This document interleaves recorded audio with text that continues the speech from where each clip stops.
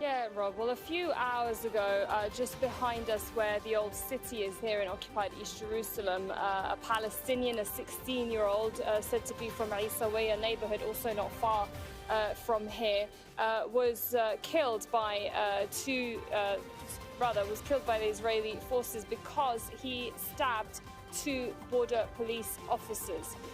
Now, those are in critical condition. One of them is a female officer, the other one male. And this comes just a few days after another attack by a Palestinian that just happened just down that road behind me there, where again it was a stabbing. And again, this is off the back of several raids that happened overnight where you had 23 Palestinians arrested, and they're saying that those arrests came off the back of social media posts, potential likes that they made. And this is something obviously we're not just seeing in occupied West Bank where there's an increase in arrests, but we're also seeing this here. Now, they're saying here that the forces here are going to be investigating it further. They've also made another arrest. But, you know, tensions are high here. Even though it's been quieter than usual, we're starting to see a little bit more of these kind of singular stabbings. Sarah, right from the start of this conflict, Benjamin Netanyahu's coalition government has been working to put forward a sense of unity, if you like, within the government. But I understand that we're seeing more signs of division between Netanyahu and his government.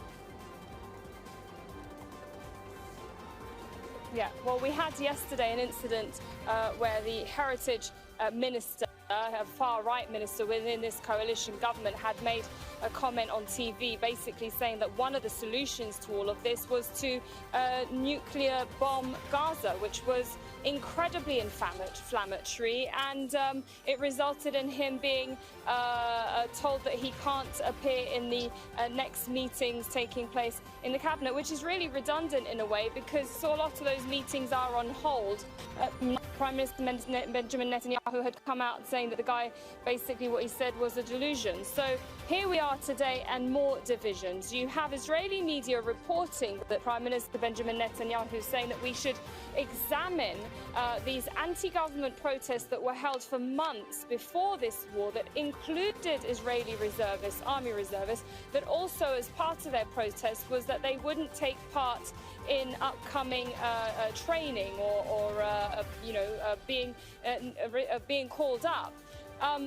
This is off the back of him, for the longest time, saying that he, not coming out and saying that he has anything to do with this war or taking any of that blame, which has angered many, including members of the public. Benny Gantz, who's also part of that war cabinet, had come out tweeting saying that he needs to evade responsibility and mudslinging during a war, and that this is a time when they should be united. Then you had Prime Minister Benjamin Netanyahu tweeting this morning, saying that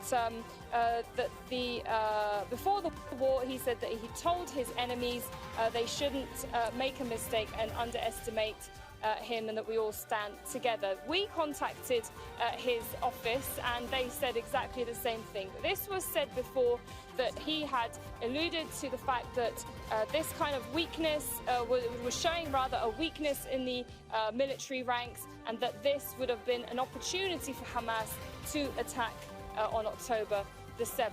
Well, of course, that isn't going down well, and it just highlights more splits and divisions where you're seeing a lot of tit for tat within playing out on social media between the members of the war cabinet. Make sure to subscribe to a channel to the latest news from RDZ World News.